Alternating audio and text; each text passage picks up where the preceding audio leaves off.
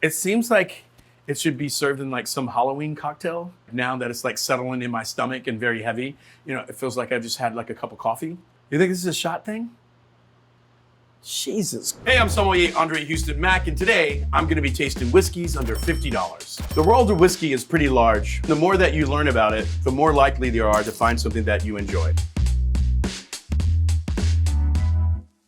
As a sommelier, we're in charge of anything liquid in the restaurant. Cocktails, spirits, cooking wine for the chef, non-alcoholic beverage, that all falls into the realm of a sommelier. So I have tons of whiskey here in front of me from all over the world. Whiskey is a category of spirits, basically distilled grain. What makes whiskey different within this broad category is how it's fermented, how it's aged, what kind of grains you use, even down to what type of water you use. All these things are manifested differently in all these whiskeys as far as flavor, aromas, and taste. And that's what we're gonna be exploring today. We'll start with America first.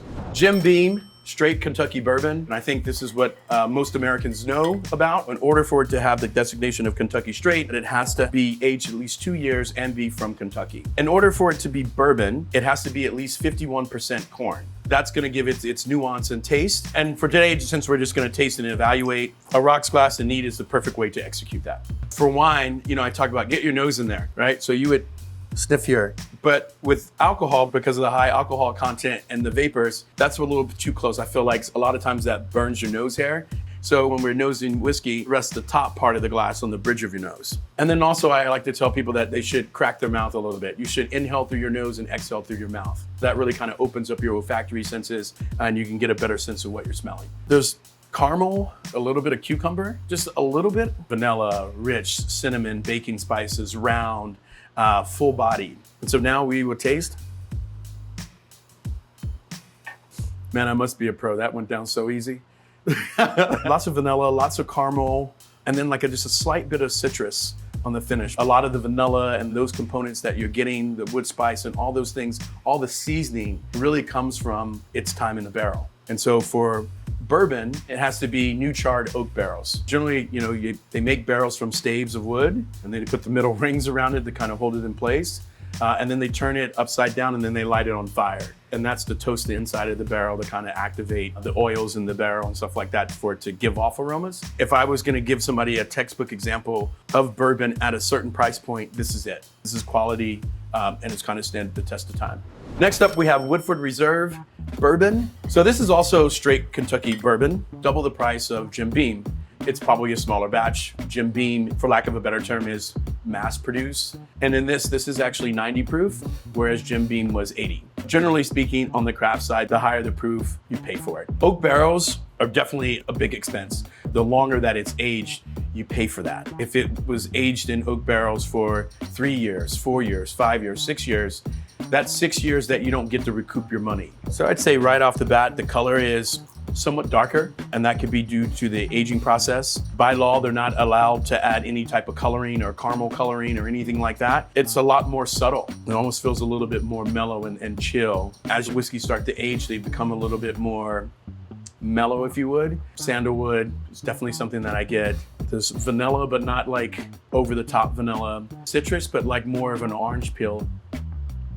That feels like an adult beverage, like compared to Jim Beam. Like, you know, two different things at two different price points, but to me, right off the bat, just smelling it, it just smells entirely different. It just feels like it's grown up, it's mature. The wood and the smoke all seem to be pretty well integrated and and refined. I like this whiskey. I think it's decent and I think it's readily available for the people out here who want to recreate this tasting. So next up is Jack Daniel's Tennessee whiskey, and there are rules to Tennessee whiskey. It has to be at least 51% corn, so it's very much like bourbon, but it has to be made in Tennessee. Also, they run it through coal. You're pulling out some impurities, but also you're imparting some flavor through charcoal. That process actually has a name. It's called Lincoln County process. And that filtration really kind of gives Tennessee whiskey its style, a kind of brighter, more fruitier taste than, say, bourbon. You know, it does feel like there's some fruit, like stone fruit, apricots, grilled like nectarine, definitely a wood smoke there that you also get. That's like a old hug right there. It's just like, Memories. I think this is great. It's not overly alcoholic. It's not big or round. So the more alcohol that something has, the more weight that it sits on your palate, which means that you get this perception of a big mouthfeel. This is really approachable, right? In a way where it's like not over the top. There's not like a whole bunch of alcohol. There's not a whole bunch of wood and smoke. And with that, you get to pick up these nuances of fruit. Part of the Lincoln County process, the filtration that they use is something special to Tennessee whiskey. I think it really gives it its style. Next up, we have Knob Creek Straight Kentucky Rye. So rye is a grain. In order for it to have rye on the label, it has to be at least 51% of the mash bill. Mash bill is like a recipe. You know, it's the composition of the grains. So it only has to have 51%, but this could actually be 90% rye and 5% corn. Rye tends to have a medium body, more approachable, more complex. I'm a huge fan of rye. I think within the industry, that's what bartenders are drinking. To me, it's kind of the unsung hero. And by the way, wax dipping is expensive. On the wine side, we pay somebody $50 an hour to do this, to hand dip. It smells salty, like sea wind, caramel, like a caramel true. And then there's a little bit of back end on citrus, lemon peel.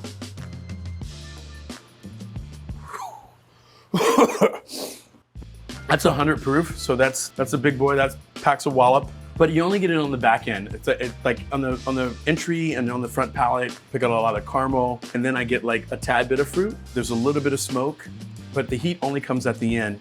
And rye notoriously has a spiciness to it and this bite that people talk about, but then there's layers and complexities. So I feel like bourbon, it kind of hits you all at once. Bourbon starts to get, to me, really gets interesting as it gets older, where I think 2-year-old rye is way more expressive and drinks way better than young bourbon. You should be drinking rye as you wait or like save your money to buy aged bourbon. This is a good textbook rye. Next up, we have Seagram 7 Crown Blended American Whiskey. Obviously, it's American, so it has to be American. It's blended, so there's other things blended into it, which probably make it a lot more affordable. The rules are pretty loose here. Only 20% of it has to be straight whiskey. You can add colorings, you can add neutral grain spirits. It's not as a pure product as, say, something like bourbon is. This looks entirely different than anything that we've opened today. And to be honest with you, it doesn't look like a natural color. It looks somewhat fake. It has more of a brown tinge to it, and it seems off a little bit and slightly cloudy. And I don't get much on the nose, a little ethanol. I get alcohol, a little bit of like sarsaparilla, like a little bit of like kind of root beer on it, but it doesn't give much. To me, this is something that belongs in a cocktail. It needs to be dressed up a little bit, and that's really what it's known for. So now we're headed to Scotland. This is Johnnie Walker Red Label blended Scotch whiskey. When you say blended, that means that you're using multiple grain, and it can be from any distillery. And you're blending from different distilleries. Scotch whiskey, it has to be from Scotland. You're using Scottish water from a stream. It has to be distilled twice. The more that you distill it, the more refined it becomes, the more smoother it becomes, takes on a little bit more characteristics. The biggest distinction when we go from American whiskey to Scottish whiskey is how they dry the grain. In Scotland, they dry the barley with peat, and that imparts a lot of flavor, and the smokiness and the peatiness, it's its true calling card. Once you taste it, you can identify it just right away. It is so distinct, and I think it's what makes Scotch whiskey one of the most famous in the world. You can smell the peat, and when I say that, to me, it just smells like a Band-Aid. It's like iodine, kind of, that's what I smell. It's herbaceous, it smells kind of spicy. So I'm inhaling through my nose and exhaling through my mouth. It smells like a medicine cabinet at a hospital. That signature calling card of peat is there. It is desirable, especially if you are a Scotch person and drink Scotch. That is the defining character in it. I think this is a great Scotch, especially when you're thinking about blended Scotch. This was my introduction along with, I think, many people in the world. We're still in Scotland. This is the Glenlivet 12-year-old. In order for it to be labeled single malt, it has to be 100% malted barley and from one distillery. That distillery here is the Glenlivet, and it's 100% barley. Aged in barrels. This whiskey has been aged for 12 years, definitely reflected in the price. Looks like whiskey. Actually, it seems to be a little lighter if we're thinking about some of the American whiskeys that we've tasted. The most identifying thing that's coming out of the glass is it's Scotch whiskey, it's peat, apricots, stone fruit, peach, definitely getting vanilla, oak. It tastes salty, not in a bad way. There's a brightness and a kind of a salty quality to it. And then there's the smoke, there's the peat that comes in waves. Now I'm tasting more caramel that's like that you're making it in the pot. This is a single malt. When we talk about blending, it could be multiple grain and from different distilleries and then blended together. Here, this is, a single expression from one distillery. If we were, borrowing from the French and talking about terroir, a sense of place, Johnnie Walker Red Label is a blend, it's a style. It's gonna taste the same way every single year. The Glenlivet and what they produce there is driven by the local water source. So it is a more singular expression of Scotch whiskey and something different than blended. Does this single malt for under 50 bucks, does this slap, does this hit? Yes, the Glenlivet is a great example of a single malt. Now we're gonna head to Ireland. So this is Jameson Irish whiskey. They're using barley. But mainly what makes the difference is when you think about Scotland, it's dried using peat fires. In Ireland, they actually use ovens, so it doesn't give off that effect. So think Scotch, but a little bit more palatable and a little bit more in control without the signature peat. And it's a totally different drinking experience and its style of its own. So it's kind of got like this kind of nutty component to it, but also it smells fresh and bright, somewhat floral, might I say Irish spring. You do get alcohol, so it has body, but it's pretty seamless and in like an interesting way. I feel like, at least in my lifetime, this brand was built in America by taking shots. To me, like this, deserves to be in every single lineup of whiskeys that you can enjoy neat. And they call it JMO. Yeah, let me get a shot of JMO. We're off to our neighbors up north, Canada. This is Crown Royal, Canadian blended whiskey. Canadian whiskey could be a blend of many different grains. So Crown Royal is a blend of rye, corn, and barley. There's no specific requirements or anything like that regarding the mash bill and what grains could be used, which seems interesting in some ways because you are allowed to add, coloring, caramel, and other things to enhance your whiskey. So if you want to make it lighter, more approachable, or those things, the whiskey can be manipulated by Canadian law. That doesn't really kind of look like a color that's found in nature. There's a glow to it. And so that just leads me to believe that there's been additives added to this. There is this kind of ginger background, root beer, but there's sandalwood, there's peaches, there's stone fruit. There's no smoke, or doesn't have a long finish. It kind of stops mid-palate. I feel like this is more of a spirit that's much more enjoyed in the cocktail. Seagram 7 versus Crown Royal, the Canadian version of blended whiskey. It's a step up in quality, for sure. I don't see the value in it, but it is a brand, and I think you pay for that. Other spirits are compared to Crown, and I think that's a lofty position to be in. So now we're off to Japan. This is Suntory Distillery Toki. Japanese whiskey takes its inspiration from Scotch whiskey. Generally speaking, there's 100% barley. There are definitely Japanese houses that are using peated fuel fires, taking that inspiration from Scotland, and there's some that are not. The rules are pretty loose, but we're gonna dive into this one and give you some thoughts. So color definitely reminds me of Scotch. Pretty light and kind of nutty. Almond, marzipan. It has the remnants of Scotch and that peatiness, but it definitely has its own thing. And somehow it reminds me of Japan.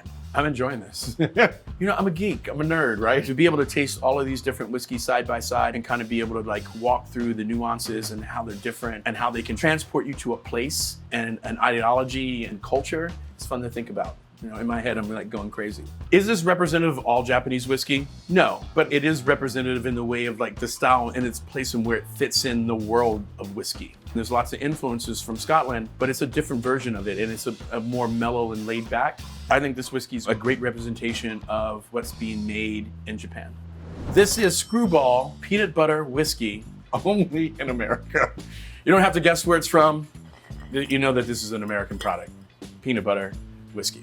I think we just have to jump right into this one. I can smell it. I just poured it. All of this here, peanut butter, just a force field right here, peanut butter. It doesn't look natural, but not in a bad way. It does contain peanuts. It does say it big on the front. I can smell it right now. This is the weird thing. What it really smells like is jelly beans. But the buttered popcorn one that they have, the Jelly Belly, that's exactly what it smells like. They all taste artificial, right? That's kind of what this is. And then I can smell peanut butter. It seems like it should be served in some Halloween cocktail. Now that it's settling in my stomach and very heavy, it feels like I just had a cup of coffee. I don't want to take it out of context. I don't think that most people are enjoying it this way, but the taste and evaluating it on its own to me is quite much. You think this is a shot thing? Jesus. The whiskey world is large, and I think you have to start someplace. Pick a country, pick a style, put a dart in it, and start there. This is not about the finish line and picking the perfect whiskey that you would drink every single day. It's about exploring and tasting many different whiskeys and enriching your life. Do you spit out whiskey? I'm supposed to, yeah, you're supposed to, but I'm not. Cool. Not for the first few.